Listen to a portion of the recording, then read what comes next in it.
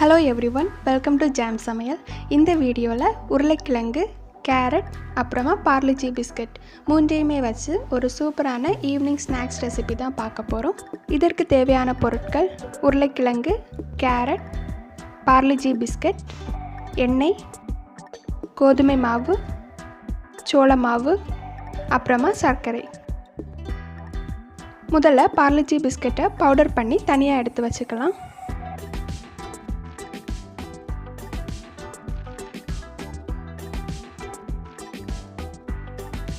அடுத்ததா உருளைக்கிழங்கு அப்புறமா கேரட் இரண்டையுமே வேக வச்சு எடுத்துக்கணும். இதற்கு ஸ்டவ் ஆன் பண்ணிக்கிட்டு பேன்ல தேவையான அளவு தண்ணீர் சேர்த்துக்கலாம். இதில் கேரட் உருளைக்கிழங்கோட தோலை ரிமூவ் பண்ணிக்கிட்டு சின்ன சின்ன பீசஸாக கட் பண்ணி சேர்த்துக்கலாம். உருளைக்கிழங்கு கேரட் இரண்டையுமே வேக விட்டுக்கணும். இப்போது உருளைக்கிழங்கு கேரட் இரண்டுமே ரொம்பவே சாஃப்டாக வெந்து வந்திருக்கு. இதை ஒரு பாத்திரத்துக்கு மாற்றிக்கலாம்.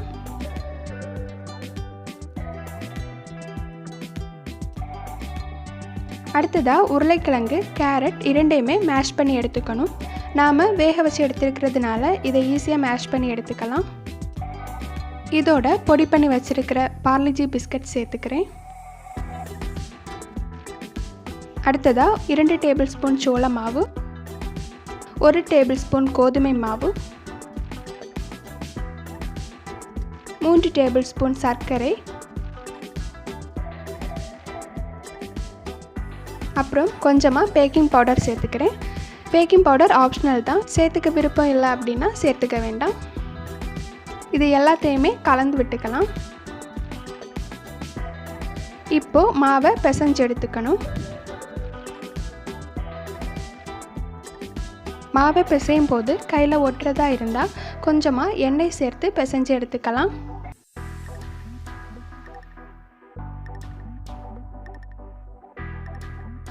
இப்போது மாவை பிசைஞ்சு எடுத்துட்டோம்.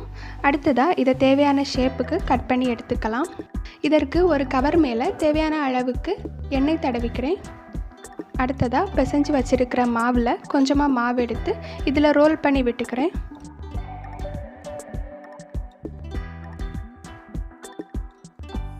ரோல் பண்ணதுக்கு அப்புறமா இதை சின்ன சின்ன பீசஸாக கட் பண்ணி எடுத்துக்கணும். அடுத்ததாக ஒவ்வொரு பீஸையும் ரவுண்டாக உருட்டி எடுத்துக்கலாம். இதோட நடுவில் ஒரு ஹோல் போட்டுக்கிறேன். நான் இந்த ஷேப்பில் பண்ணியிருக்கேன். நீங்கள் எந்த ஷேப்பில் வேணும்னாலும் கட் பண்ணி எடுத்துக்கலாம். நீங்கள் ஸ்கொயர் ஷேப், ட்ரையாங்கிள் ஷேப் எந்த ஷேப்பில் வேணும்னாலும் கட் பண்ணி எடுத்துக்கலாம். Square shape, triangle shape cut பண்ணும்போது மாவை கவர் மேலே பரப்பி கட் பண்ணி எடுத்துக்கோங்க. இப்போது எல்லா மாவையுமே ரவுண்ட் ஷேப்பில் ரெடி பண்ணிட்டேன். அடுத்ததாக இதை பொரிக்கிறதுக்காக ஸ்டவ் ஆன் பண்ணிக்கிட்டு பேனில் தேவையான அளவு எண்ணெய் சேர்த்துக்கலாம். எண்ணெய் சூடானதும் ரெடி பண்ணி வச்சுருக்கிற மாவை இதில் சேர்த்து பொரிச்சு எடுத்துக்கலாம். மாவோட 2 சைடையுமே சமமாக பொரிச்சு எடுத்துக்கணும். மாவோட 2 சைடையுமே பொன்னிறமாக வர்றது வரைக்கும் பொரிச்சு எடுத்துக்கணும். இப்போது 2 சைடுமே பொன்னிறமாக பொரிஞ்சு வந்திருக்கு. அவ்வளவுதான், சுவையான ஸ்நாக்ஸ் ரெடி ஆகிடுச்சு. இதை ஒரு பாத்திரத்துக்கு மாற்றிக்கலாம்.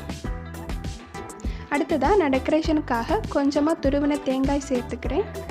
அவ்வளவுதான், உருளைக்கிழங்கு, கேரட், Parle-G பிஸ்கட் மூன்றையுமே வச்சு சுவையான ஸ்நாக்ஸ் ரெடி பண்ணிட்டோம். இந்த ரெசிபி பிடிச்சிருந்துச்சுன்னா ட்ரை பண்ணி பாருங்கள். இந்த வீடியோ பிடிச்சிருந்துச்சுன்னா லைக் பண்ணுங்கள், ஷேர் பண்ணுங்கள் அண்ட் இந்த சேனலை சப்ஸ்கிரைப் பண்ணுங்கள். தேங்க்ஸ் ஃபார் வாட்சிங்.